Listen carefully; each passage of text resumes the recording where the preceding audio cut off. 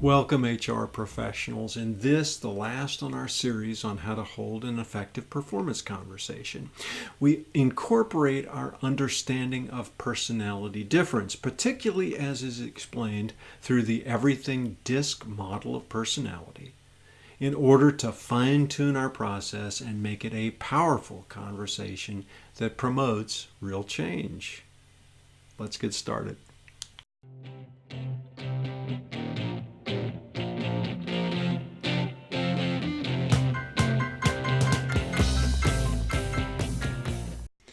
Many of you may be familiar with the DiSC model. This is produced by Wiley. It's been in existence since the early 70s and refined by each publisher since then. It's a great tool. It's called Everything DiSC. And it's one of the tools that I use on a frequent basis with my clients. So we're just going to start from there. I am not going to teach you in depth about this personality model or way of understanding. I'm going to give you a brief overview, and then we'll talk how we use it. If you want more, ping me, and happy to talk in detail about this. And at some point, I'll probably do some in-depth videos. That said, the DiSC model puts out there that there are four basic different approaches to relating with self and with the environment, known as dominance, influence, steadiness, and conscientiousness. It's now presented in a circular, circumplex model. The D and the I, dominance, influence, share the fact that they are both out there, a faster pace and willingness to speak clearly, so they're assertive. Right? Their voices are definitely heard. That's opposed to conscientiousness and steadiness, which both tend to be more cautious and reflective. That is, they are not as outwardly verbal. There's a whole lot more cognition that's going on with nothing being vocalized. Other distinction, both D and C tend to be questioning and skeptical in their approach to others, as opposed to I and S, which both tend to be accepting and warm. Now, if you can understand these, let's put this in slightly different terms. Go back to our initial frame here. So both D and I have a bias towards speaking up. Both C and S have a bias towards keeping things internal. D and C share a bias towards the work itself, the task to be done. I and S share a bias towards the people involved and tend to be friendly. Now, how can you use this to improve the performance conversation?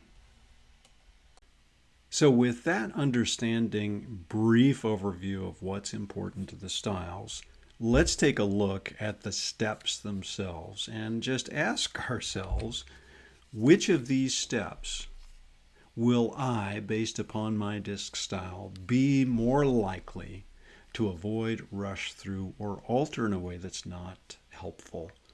So thinking about starting positive, which styles would be less likely to start positive? D is less likely to start positive because in their minds, this is a waste of time.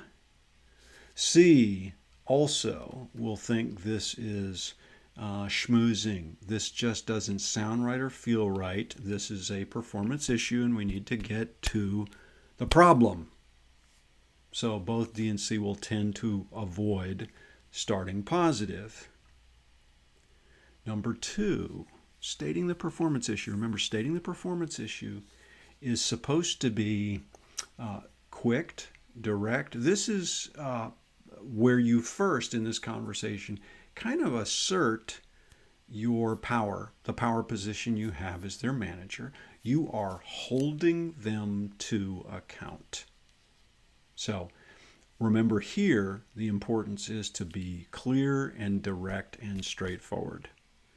So which styles are going to struggle with being clear, direct, and straightforward? In other words, when it gets to the place after we say, Colleen, you're an important part of the team, but you're not providing the information I need when I need it.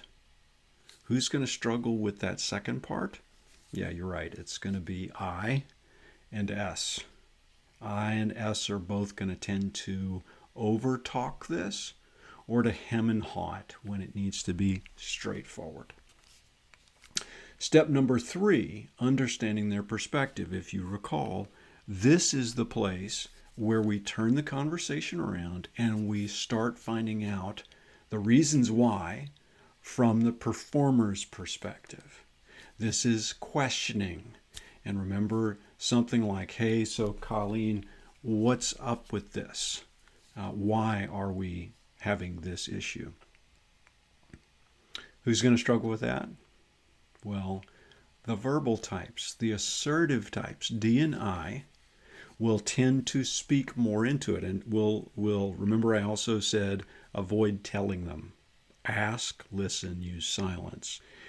The tendency for D&I is going to tell you what you should be doing instead of using questioning to get you to think about and choose your own path.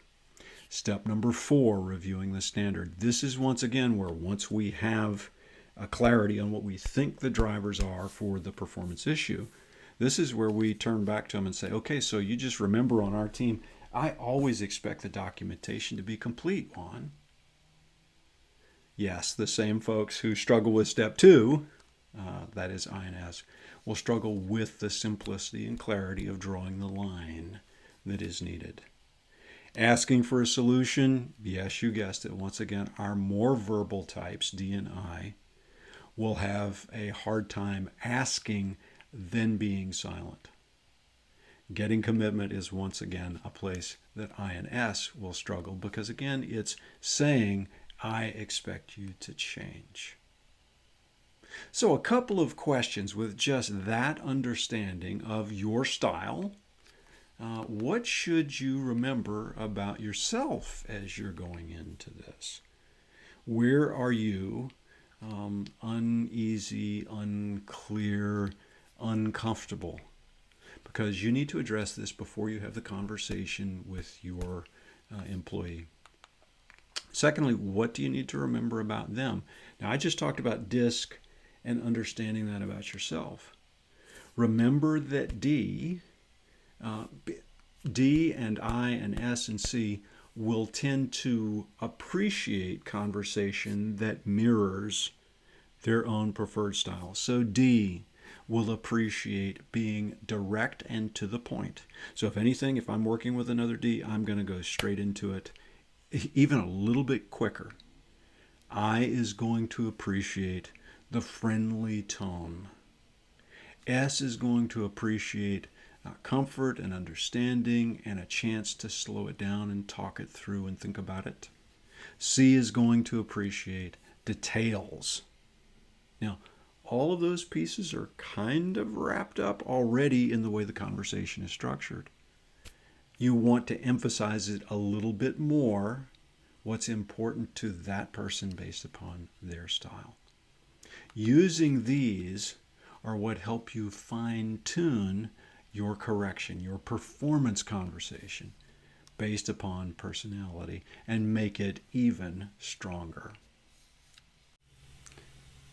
And thanks so much for tuning in to this, the last in our series on how to have a productive performance conversation.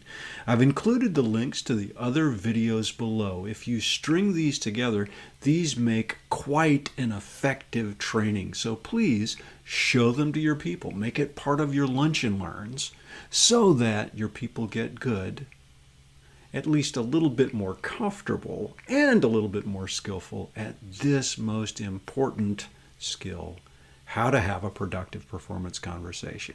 I invite your comments in the area just below. Please like, please subscribe, please share with your friends. Until next time, be well.